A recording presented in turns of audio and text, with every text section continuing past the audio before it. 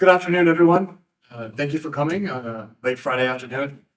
Today we have a panel talking about developing automated digital packaging solutions. And we've put together a panel that I will introduce. Our first panelist is Douglas Gibson, CEO and founder of Infigo, a leading provider of web-to-print workflow automation solutions.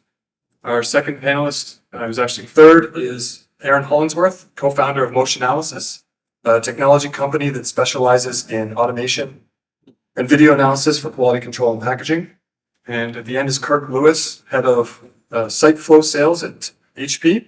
SiteFlow helps packaging manufacturers optimize their production process through their cutting-edge digital printing and workflow solutions. And fourth is Marc Raad, president of Significans Automation, a company that provides custom automation solutions. Please join me in welcoming our panel. Okay, sit down.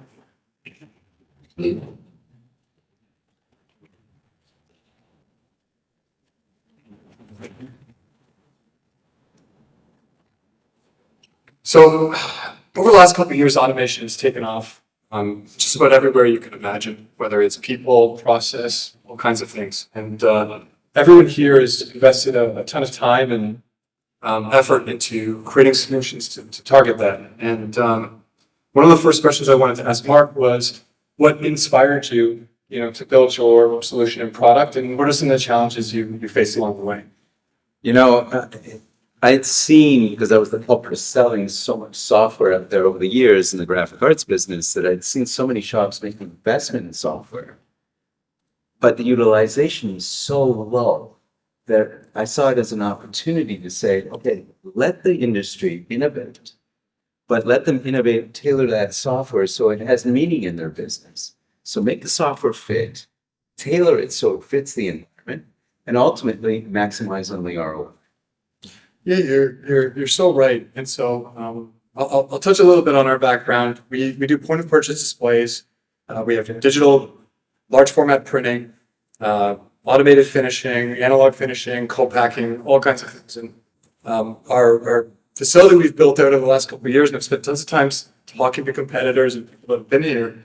And one of the common things you hear in the industry is, we bought it and never got it out of the box, or it didn't do what it wanted to do. It seems very, very common that people make investments and aren't able to utilize, more than 10 to 15% of what a piece of software can do. Yeah, absolutely. And you got to remove the complexities. So all the software comes with a ton of complexities. So if we create an easy button out of that opportunity, then you're going to make money off that software. Mm-hmm. And it fits the original vision as to why you bought it. Yeah, I agree. And Kirk, you guys are helping solve some of the front end stuff. I wonder if you could touch on how you built SiteFlow and what the reasoning was behind that.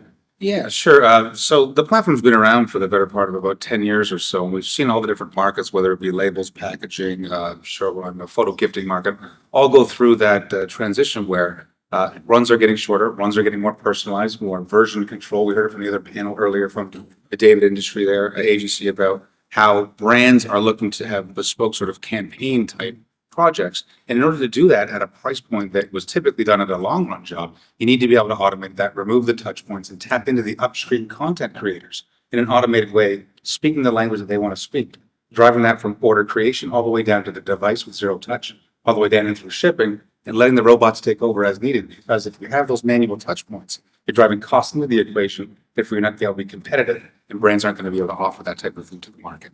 So the exact opposite thing we see is happening, which is why our SiteFlow solution exists and why it's been so successful in other markets and why it's continuing to be successful in the packaging market. And I wonder, Douglas, if you can contrast that a little bit on the web to print side. I imagine the customer base and use is slightly different, but the thought behind it is very, very similar. Yeah, absolutely. Ultimately, for us, we're almost agnostic to the style of jobs or automation, but certainly in some of the challenges within the packaging is really around the complexity of the file. It's no longer just a single sheet, and there's maybe got some tucked fold. We were talking earlier about FSTUs and things like that, where you've got many components. So how do you put that in front of the user?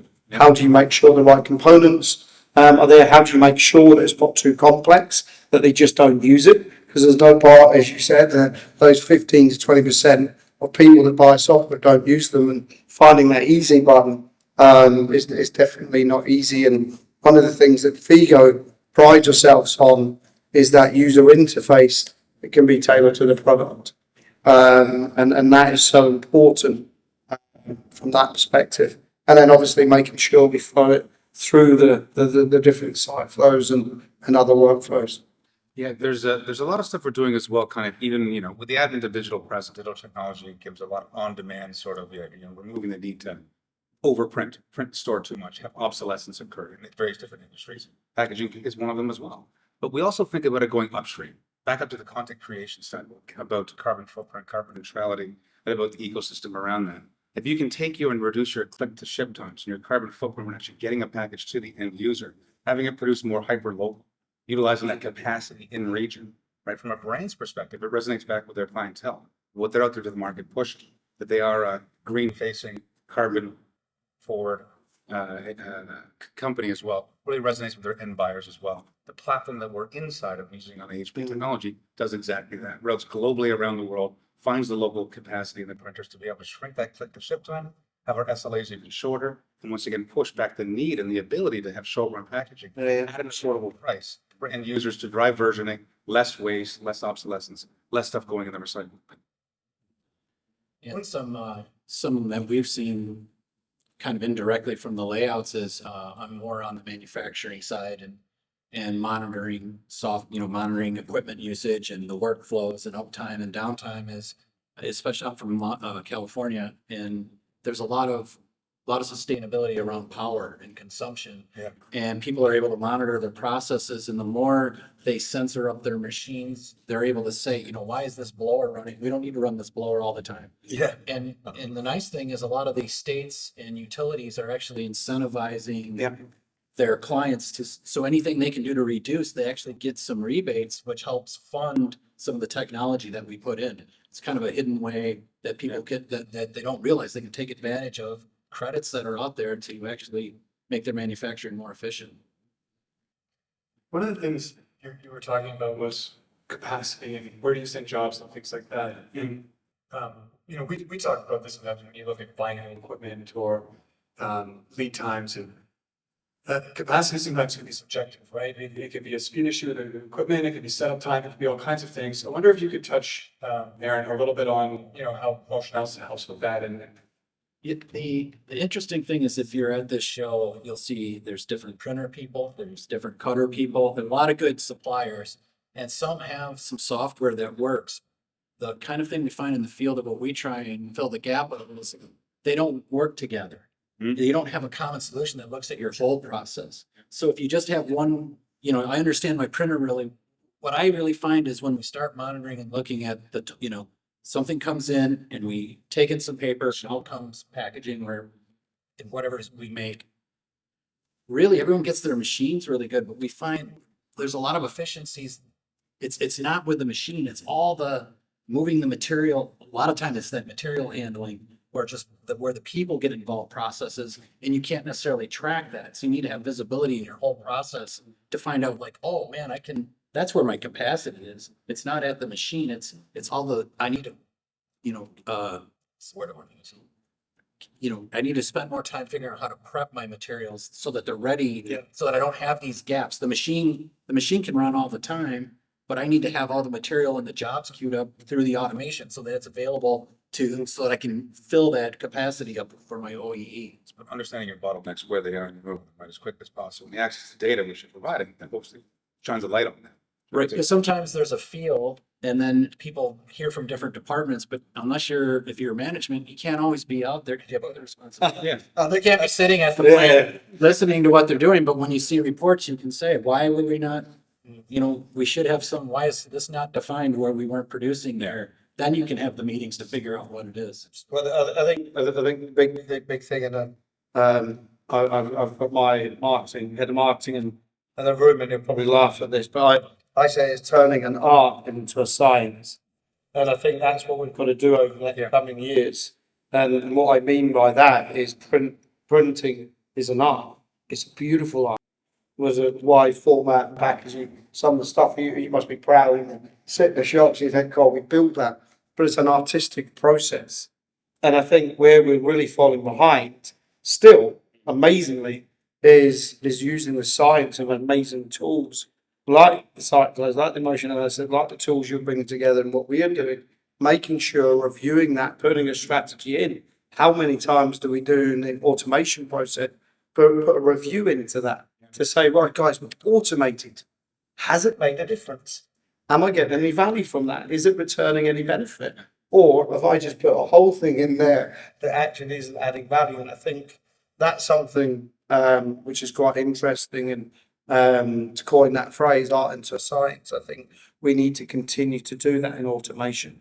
And what's interesting, when you do start to automate one process, do you just push that problem further down? Yeah, the street? absolutely. And then looking at that, saying, well, actually, that automating this made that worse. Mm. So you really got to keep going all the way down. It's not just one thing. Obviously, crawl, walk, run approach with these types of things, but you always got to have a keen mind that actually you're always improving, you're always automating, you're always looking for the next edge. This kind of stuff. Software, huge part of that. Well, essentially what you're saying is reverse engineer it back to the starting point sort of thing. And it's all what you're trying to do. Yeah. I mean, out there, gentlemen, we've got an incredible booth at Yeah. Graphics Canada with the Web Connect community. Really what we're showing is lights out automation for a few $100,000 essentially run by one man. And do you know what the exciting thing is, Mark? We put a review process in last night. Yeah. Wasn't working perfectly for us. We tuned it, and today, even better. And that is a reality. It is. We took a process that was amazing, tweaked a little bit, and that was a reality. You've got to continue to do that. And I think what's missing sometimes is some of the senior management are bought into maybe investing in the product, but maybe not the services then around to continue evaluate and report and drive and that's my thing. I run a talk and it's all about strategy into the who and the what, and then the review process. And we've got to continue to actually put what, as you say, why do we do it? Is it benefiting? And can we see? And then what's next? But continue to take those, as you say, there's no point in saying, right, I'm going to put a web to print system. I can now get 1,000 jobs in a day, and I've bought a fastest HP printer or a Xerox printer, and I can now print it. But you now got a finisher just sat there like that, and he's blown away because he can't, or the paper's not dry, and it can't be fed into the press. But yeah, absolutely. So just real quick on one thing that I think where you mentioned about it's an art, and what I'm seeing a lot is now that you have automation and you have this newer digital equipment, and that is a lot of my customers have senior people who are getting ready to leave with 40, 50 years of experience. Yeah. And they still haven't automated. So they see now, I need to hurry, get this guy's logic. He understands, they come to me, he doesn't even, some I've seen, they don't know how to use a computer, but you show them anything. Oh, we run that job, we route it this way, and it'll come out perfect. Yep. It's up here. So my clients are trying to work with other people to say, hey, we need to get his brain so that when I bring in new people, they're going to be really smart with the computers. They have no idea of the nuance. Of That's jobs. the bit. Now they can have that workflow set to help do that. Yeah. Well, Absolutely. if I may, the foundation automation is data and logic.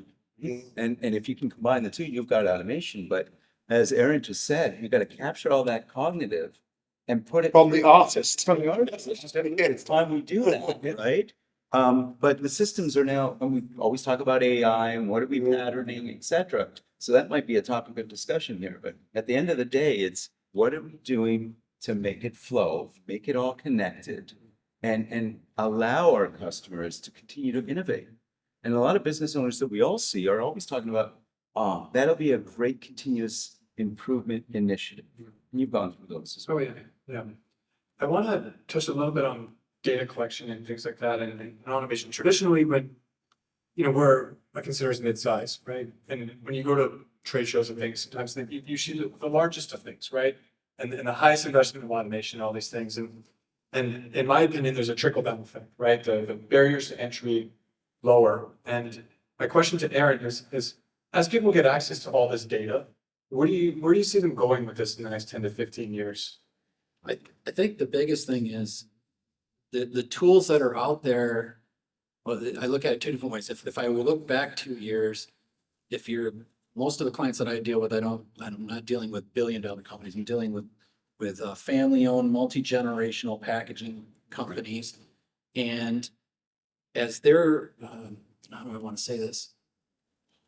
Could you ask me that one more time? I had the answer at the tip of my tongue. So we're talking about what you do with that data. Oh, yeah, with the data. So if you meet people, they may be doing good at collecting the data. The problem is there's not a good tool for them. Like, okay, we've collected, but one guy's in charge and I'm doing 5 other things. My job isn't to sit and analyze data all day.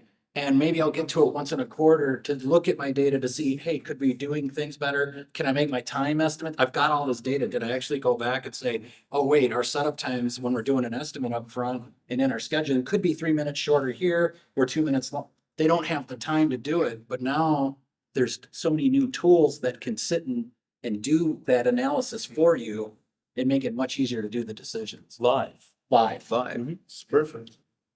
So when you talk about family businesses, I mean, all businesses are made up of people, and we're talking about automation and automating roles.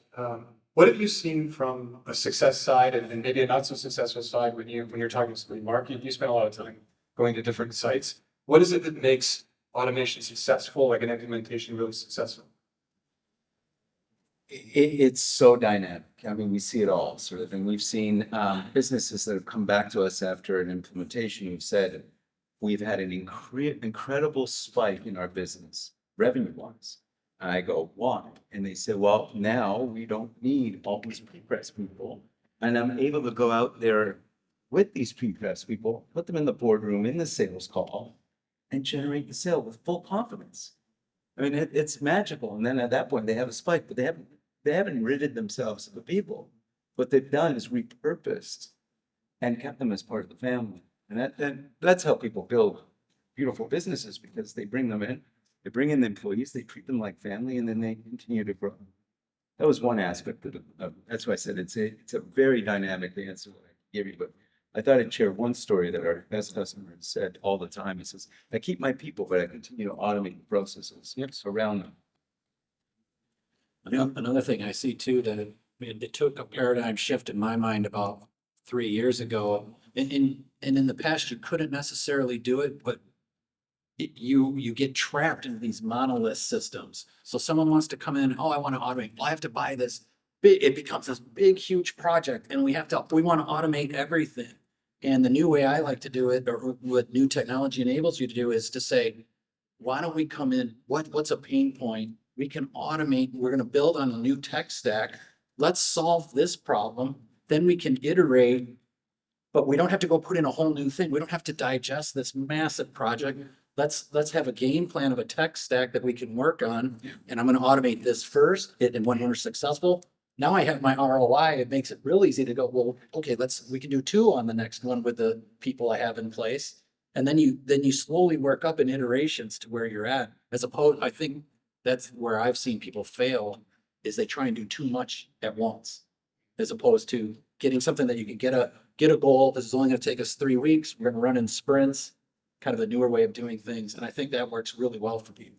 I would agree. And what we see are two types of businesses. We see the greenfield, which is starting fresh, I got a digital bit, and then you could take on a massive project and say, we've got this entire vision, let's plop it in.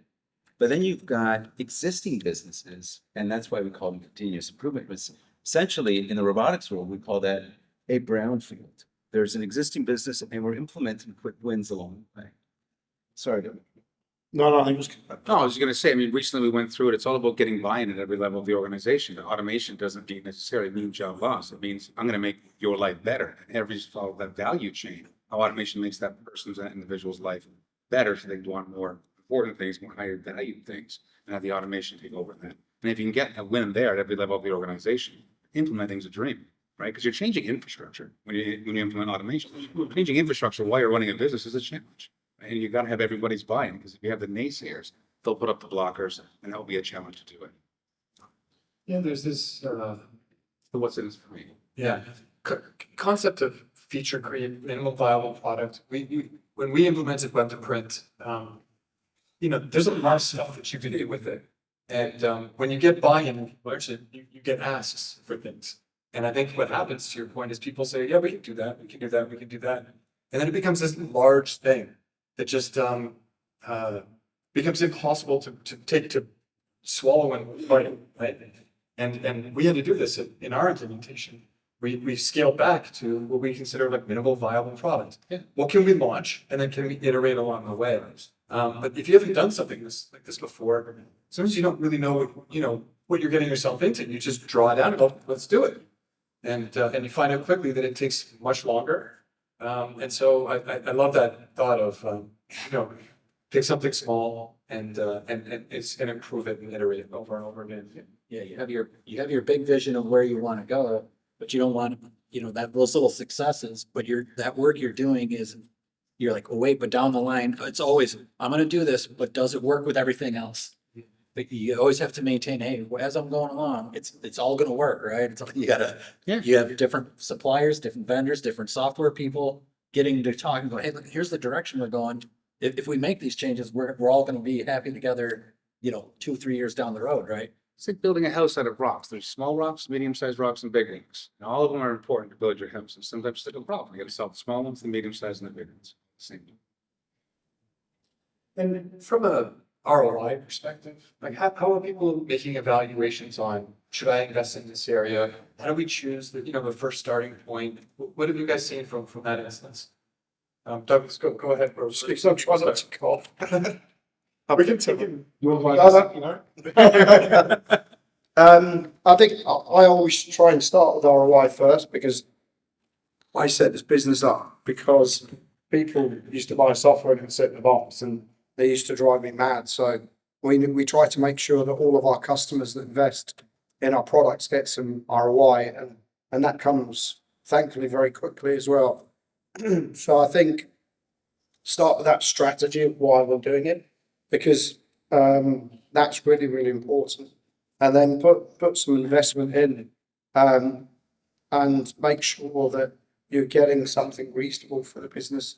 I think some people sometimes either look too long or too short on a piece of ROI. And I think, as you mentioned, Owen, also look at it on a project basis, because you can break that out and say, right, if I'm going to spend $100,000 on this, is it going to bring in another $1 million or whatever it is? And sometimes the ROI might be like, well, we're now getting that job out quicker.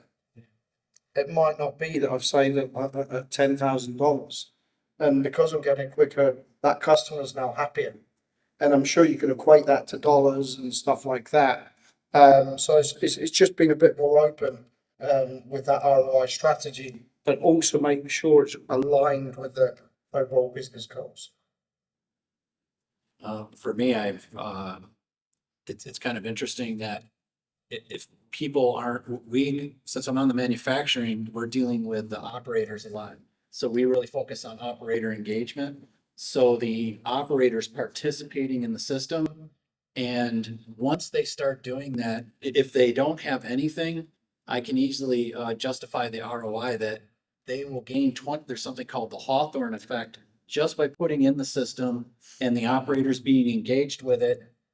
You will get a 25% increase in efficiencies. Wow. Just by you haven't even collected the data, made decisions that are going to help you. Just by if you didn't have anything, I'm saying that you're automatically going to get a 25%. You could just put in a screen that did nothing, but if they're engaging with it, just they're more focused as opposed to having an overseer and they're looking all the time. They just know, hey, I'm involved with this. I'm constantly in this system. If you think about it like your phone, if you're on Twitter or something, the more you use it, you get engaged with it, and you don't even know you're participating in that system.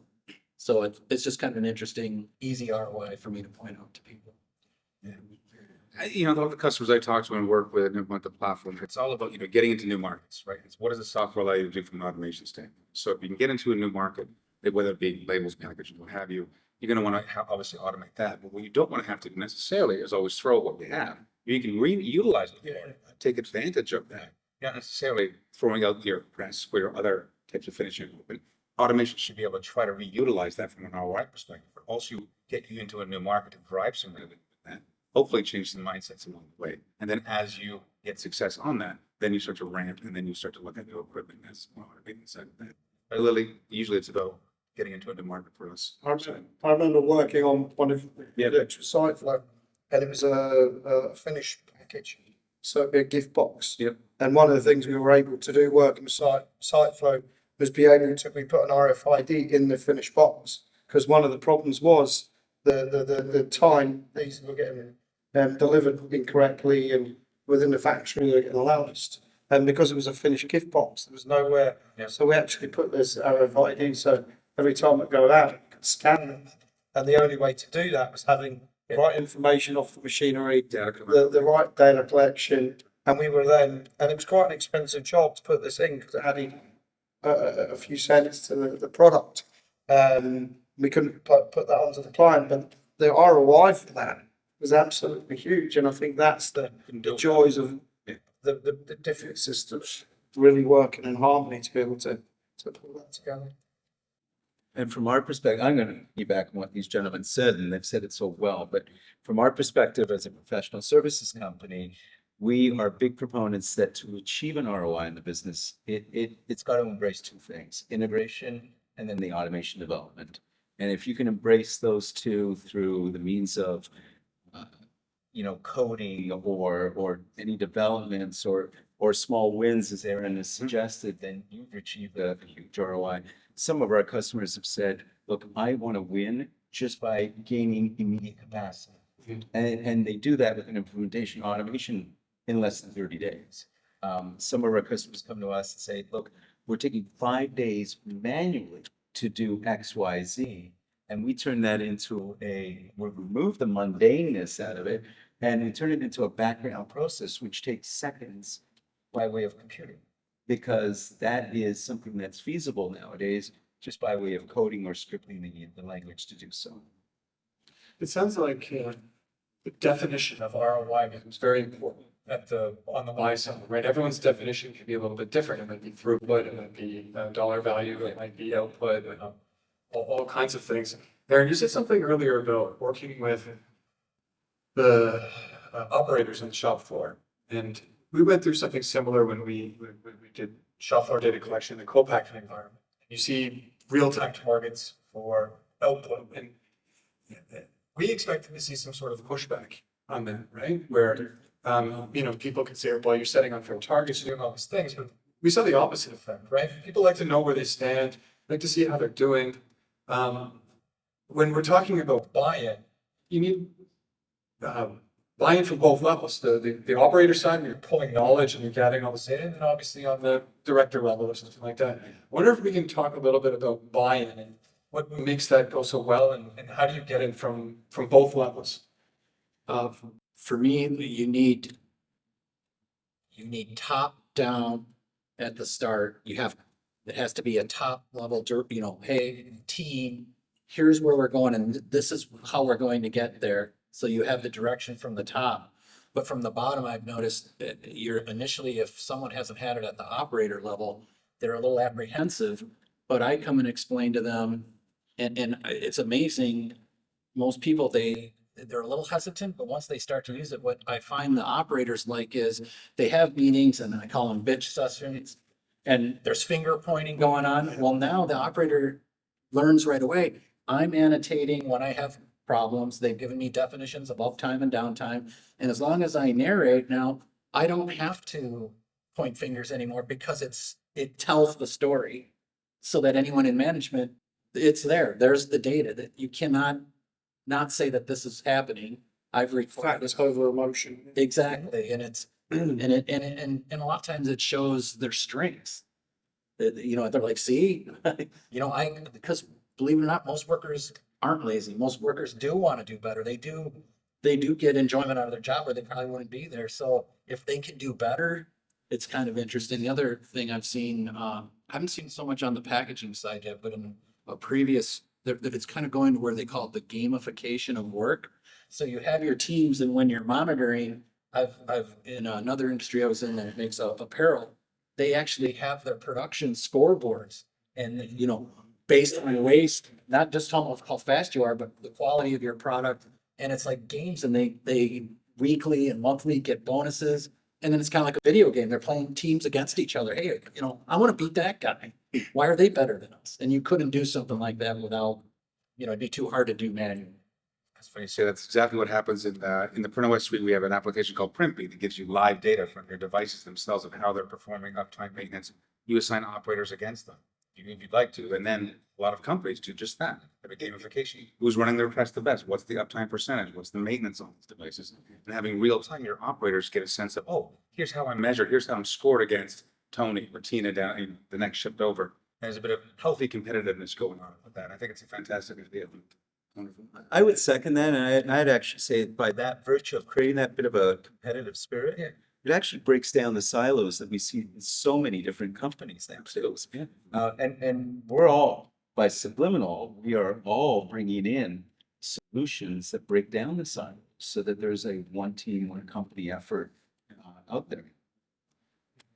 If it makes their life easier, generally, and they understand it truly, then implementing software tools and solutions, I think, is really just a betterment for them. People like enjoy going to work. People enjoy what they do all day. Right? And I think that's really what we're all about. I've seen a little from some of my clients and through the management that they can't just keep giving people more money, and they're Right. having a hard time competing against Amazon to keep workers.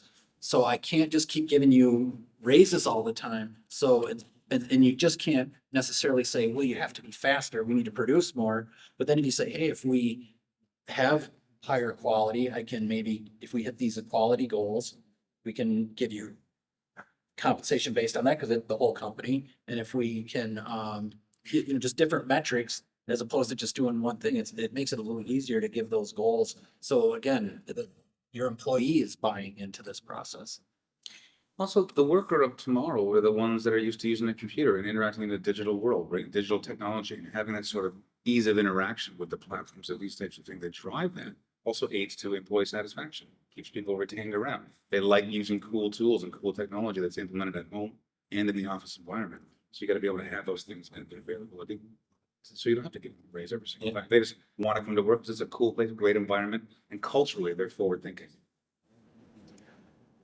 When you talk about people, and you talk about capacity, right?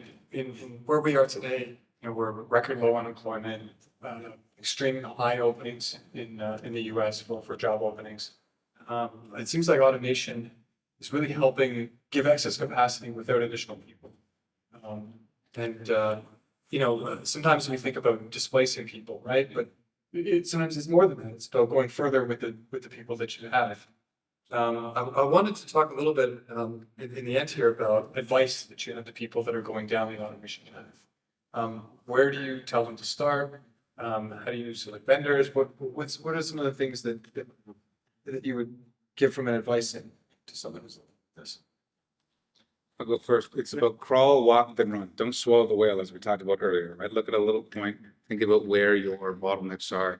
Think about where you believe you think your main touch points and pain points are. Look at solutions. Come to conferences like this. Talk to your peer group, right? Get on the internet, look at, see what other people have had success at. Find out what's out there. You know, we have solutions all across the gamut that solve every type of problem, whether it be, you know, loading paper to, you know, to web to print platform. But I think really do your homework, talk to your peer group, and talk to a lot of the other industry experts to kind of get a game plan to see what's out there and start small. Get a win, then build on that. Yeah, I agree with that. And, you know, start small, get a win. And also, I'm a little biased this way, but if you're bringing in new people and that, you want to work with everyone. How would I say this in a nice way? People that you work with, suppliers, shouldn't be, if it were me in my business, that's the best way to say it. I wouldn't do anything with a system or software that isn't open. I want to be especially my data. If I have to go, if I ask the question, hey, can I run JavaScript? Can I run Python?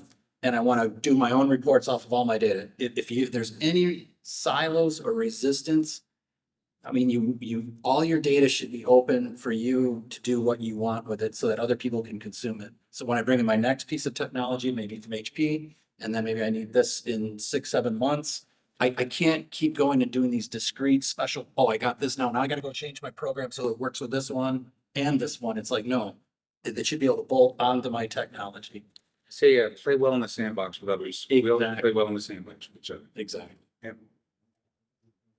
Some of the advice I gave moons ago was to business owners was essentially you're going to have to look at how your business is going to change. It's definitely going to change. And accept that change, embrace that change, and get ready. You'll have to have robotics engineers in your business. You'll have to have programmers in your business because it's going to evolve. And if not, it's very simple. Put a for sale sign up. And it's brutal, but it is the truth. And a lot of businesses, whether they're in packaging or they're in print or even in the consumer world, if they're not embracing the change, then they're not accepting of where the business is and where the competitors are going. Awesome. I think great discussion, guys. I think my last couple of points to add: strategy, but don't make it too big. And as you mentioned about the different levels of management, and one of the things that I've found huge for Infigo internally, but not print shop, software house, is really get everybody bought in, and don't the owners going off buying kit and not telling the guys and really finding out, because everybody in the business has a real input, a valuable input, and they don't need to be involved in all of it, but get their opinion, because you might find out that you don't need the fastest machine, you need one that takes different paper, or you need a finishing device that actually connects to other things, Sure. rather than just going and buy the latest and greatest and things like that. So yeah, make sure that you are, everybody within the organisation, within reason, has a voice. Kirk, you said something earlier about coming to trade shows, and from someone who went through what we'll call greenfield space a few years ago, what I found worked really, really well was having the humility to say, I don't know, and can you repeat that? Yeah. As if I'm 5 years old. Yeah, There were so many times where, I was being explained to, and sometimes you get this blank stare on your face, and more than often not, people are willing to go back and start from square one and give that. But the times where I've faked it or said something, you just walk away. I got it. I think that's where it leads to sort of maybe making a bad choice or something like that. So I think anytime you can get a chance to talk to people and ask questions and be really open and transparent, really helps. I wanted to give an opportunity to anybody here to ask any questions of the group or any topics that we haven't covered today.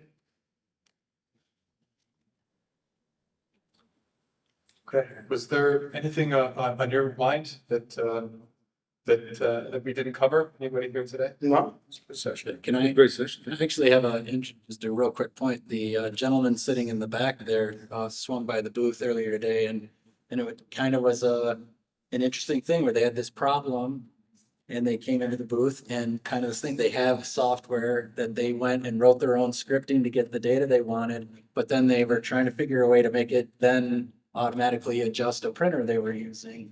And it was kind of interesting. I'm like, well, I don't know the answer, but since we're here at the show, I go, well, I would kind of do it this way. I took them over to another person. And what about them? They're like, oh, maybe you should be talking to that guy over there. So even though we're competitors, we also want I bring value by more than just selling my stuff. I'm here to help my customers succeed. And I think that's kind of a newer way in business that people are like, you bring your value by being a trusted advisor. Then they'll come. I might not be able to sell you something, but at least I should try and listen to your problem, and you can only do that in a situation like this at a trade show. It's for the betterment of the print community and the community at large, right? That's really what it's all about. Back to your point of being open, transparent, playing well in the sandbox. That's what it's all about every day out there, right? We all come from different walks and different ideas, but listen to them all. Excellent. Okay. Well, I want to thank each of you for taking the time today. Thank you. And for all of you for attending. And we'll conclude here. And everyone have a great weekend.